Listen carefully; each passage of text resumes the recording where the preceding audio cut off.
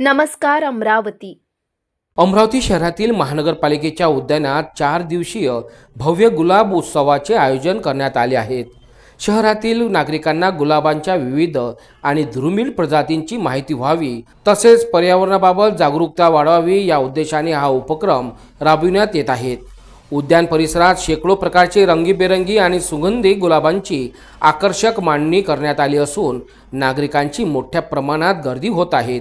या उत्सवाचे उद्घाटन महापौर श्रीचंद तेजवानी आणि मनपा आयुक्त सौम्य शर्मा यांच्या हस्ते पार पडले। यावेळी आयुक्तांनी महापौरांचे पुष्पगुच्छ देऊन स्वागत केले। विशेष म्हणजे गुलाब उत्सव संपल्यानंतर या सर्व रोपांचे उद्यानात प्रत्यारोपण करण्यात येणार आहे। त्यामुळे शहराच्या सौंदर्यात भर पडण्यासोबतच पर्यावरण संवर्धनालाही चालना मिळणार आहे।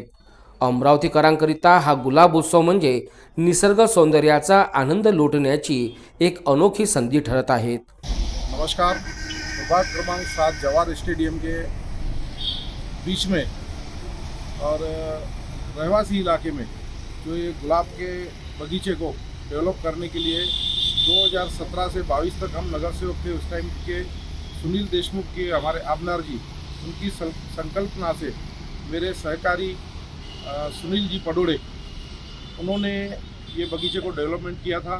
और वो बगीचे की ये बीच के जो 4 वर्ष गए हैं, उस 4 वर्षों में इसकी देखभाल न होने के कारण ये पूरा डाउन हो गया था। पर मैं शुभकामनाएं देता हूँ मेरे आयुक्त मैडम को, जिन्होंने ये बगीचे का दौरा करके आज उसी बगीचे को वापस गुलाब के जैसे महका दिया है। मैं उनको बहुत बहुत शुभेच्छा देता हूँ। और मैं सभी यहाँ के नागरिकों को भी विनती करता हूँ कि आप अपनी जवाबदारी समझकर इस बगीचे की देखरेख करें। इसका लाभ आपको ही मिलना है। बहुत बहुत धन्यवाद। आज अमरावती महानगरपालिका येथे आपले रोज गार्डन कॅम्प एरियामध्ये गुलाब उत्सवचे उद्घाटन करण्यात आलेलं आहे।